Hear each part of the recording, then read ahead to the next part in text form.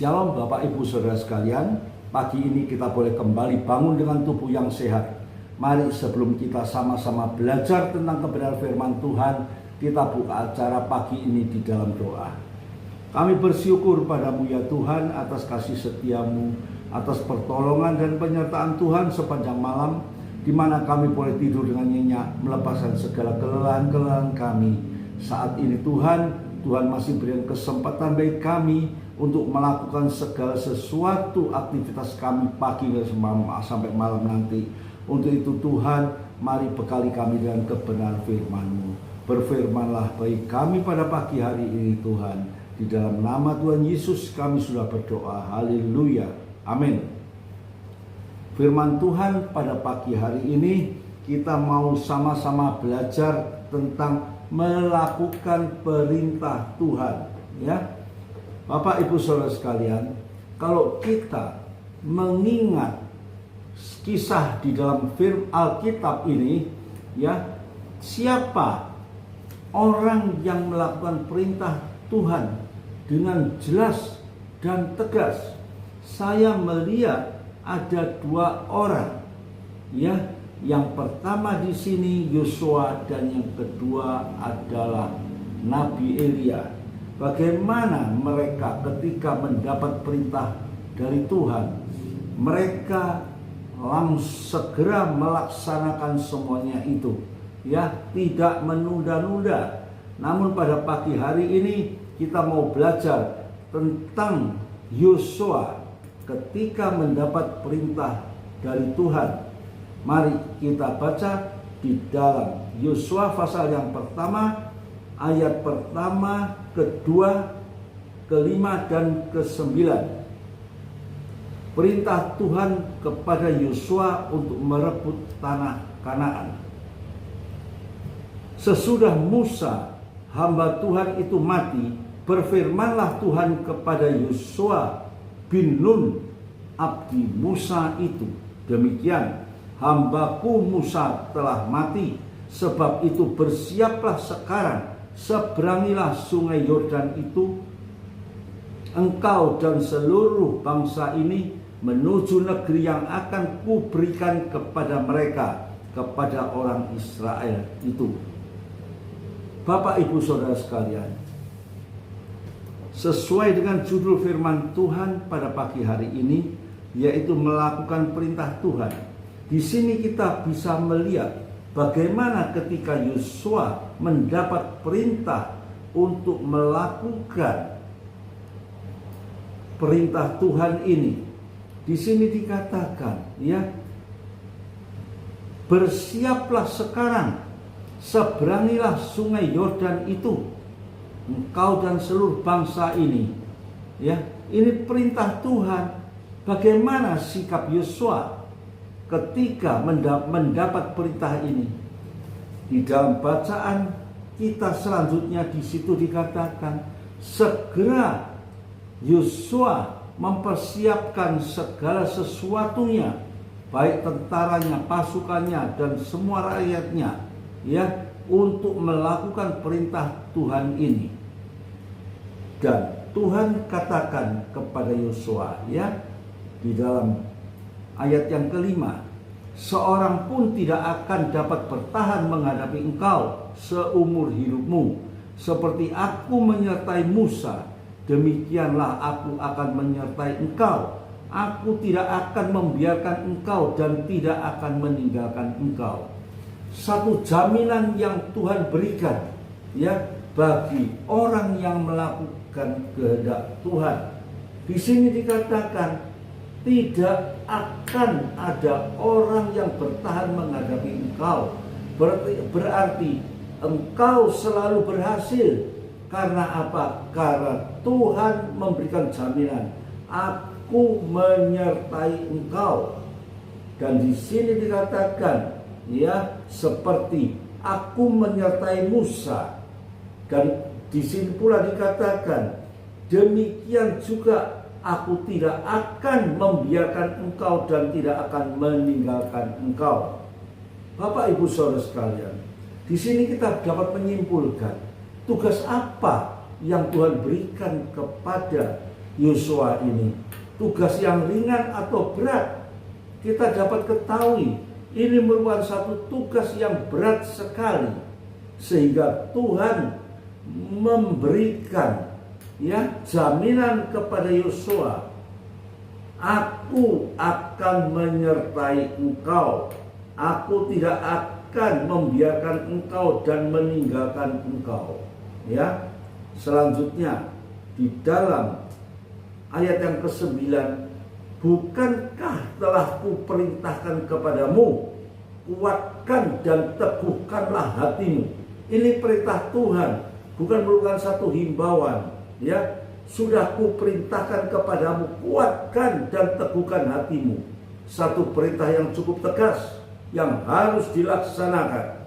Jangan kecut dan tawar hati menghadapi segala masalah saat kamu melakukan perintah Tuhan ini, sebab Tuhan Allahmu menyertai engkau kemanapun engkau pergi. Penyertaan Tuhan itu selalu ada di dalam kehidupan orang yang taat dan melakukan perintah Tuhan.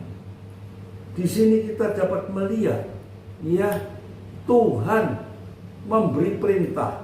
Tuhan memberikan satu backup yang luar biasa. Jangan kamu khawatir, aku akan tetap menyertai engkau. Aku tidak akan meninggalkan engkau. Di sini dikatakan, sehingga apa? Sehingga Yosua memiliki satu kepastian, memiliki satu langkah yang pasti. Tidak perlu kamu gentar, tidak perlu kamu kecut dan tawar hati, namun lakukan semuanya ini. Tak seorang pun dapat menghadapi engkau, bahkan seumur hidupmu. Aku Tuhan Allahmu menyertai engkau kemanapun engkau pergi. Bapak Ibu Saudara sekalian, bagaimana dengan kehidupan kita ketika kita menjadi orang percaya? Ketika kita menyerahkan hidup kita sepenuhnya dalam tangan Tuhan, apa yang terjadi dalam kehidupan kita? Bukankah hidup kita merasa ada sesuatu kekuatan yang baru? Bukankah dalam hidup kita memasuki masa depan kita yang penuh dengan masalah ini? Hati kita boleh dikuatkan, boleh diteguhkan, karena kita pun harus memiliki satu iman yang teguh, iman yang memiliki satu kekuatan. Karena apa? Karena Yesus tetap menyertai kita. Tuhan tidak pernah tinggalkan kita. Aku tetap akan menyertai engkau kemanapun engkau pergi. Aku tetap akan membimbing, memberikan hikmat di sepanjang aktivitasmu kemanapun engkau pergi. Bapak Ibu Saudara sekalian, sudah sepatutnya kita hidup sebagai orang percaya.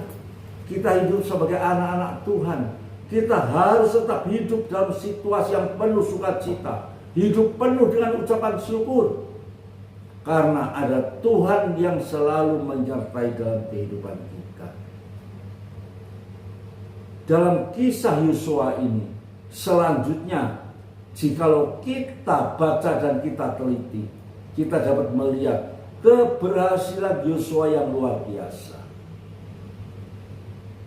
Itulah Bapak Ibu Saudara sekalian yang harus jadi panutan, jadi pegangan bagi kehidupan kita orang percaya.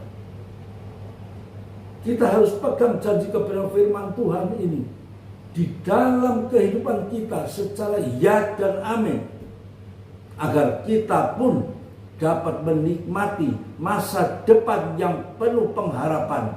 Itu terjadi dalam kehidupan kita. Kita tahu hidup pada akhir zaman ini penuh dengan kesulitan, penuh dengan berbagai masalah yang tidak dapat kita selesaikan sendiri. Namun pagi hari ini firman Tuhan mengatakan kepada kita, Aku tidak akan membiarkan engkau dan tidak akan meninggalkan engkau. Ya, dan juga dikatakan, ya, sebab Tuhan Allahmu menyertai engkau kemanapun engkau pergi. Ini satu jaminan yang luar biasa. Dunia tidak dapat memberikan jaminan seperti ini. Hanya Tuhanlah yang mampu memberikan kepada kita. Oleh karena itu, Bapak Ibu Saudara sekalian, mari kita tingkatkan penyerahan hidup kita sepenuhnya dalam tangan Tuhan. Hidup dalam Tuhan adalah hidup yang penuh sukacita. Hidup dalam Tuhan adalah hidup yang memiliki masa depan yang penuh dengan sukacita. Hidup di dalam Tuhan adalah hidup yang tanpa kekhawatiran. Bahkan hidup di dalam Tuhan adalah hidup yang penuh dengan ucapan syukur. Bagaimana dengan kehidupan kita? Apakah kita sudah berserah sepenuhnya kepada Tuhan? Mari, lewat renungan firman yang singkat pada pagi hari ini, kita serahkan hidup kita sepenuhnya dalam tangan Tuhan. Kita koreksi dalam kehidupan kita, masing-masing secara pribadi. Apakah masih ada rencana jahat? Apakah masih ada rencana-rencana yang penuh dengan kenajisan? Apakah masih ada kesombongan? Apakah masih ada kedendaman di dalam kehidupan kita terhadap musuh-musuh kita? Firman Tuhan mengajarkan kepada kita, jika kita benar-benar mau menikmati segala berkat yang sudah Tuhan janjikan kepada kita, kita harus belajar mengampuni, hidup penuh dengan ucapan syukur. Inilah renungan firman Tuhan yang singkat pada pagi hari ini, namun dapat memberikan satu pandangan yang jelas bagaimana seharusnya kita hidup sebagai anak-anak Tuhan. Mari kita berdoa. Terima kasih buat firman-Mu pada pagi hari ini. Terima kasih buat kasih setia dan pertolongan-Mu Tuhan. Ajaran kami menyerahkan hidup kami sepenuhnya dalam tangan Tuhan dengan percaya yang sungguh, karena kami tahu Tuhan, Engkau menyertai sepanjang kehidupan kami. Engkau memberikan kekuatan, Engkau memberikan keberhasilan sepanjang kehidupan kami. Dan kami tahu Tuhan, firman-Mu pada pagi pagi ini mengingatkan pada kita bahwa Engkau ada bersama dengan kita. Kemanapun kita pergi, Tuhan tidak pernah tinggalkan kita. Terima kasih Bapa di surga. Terima kasih buat firman yang indah pada pagi hari ini. Di dalam nama Tuhan Yesus kami sudah berdoa dan mengucap syukur. Haleluya. Amin.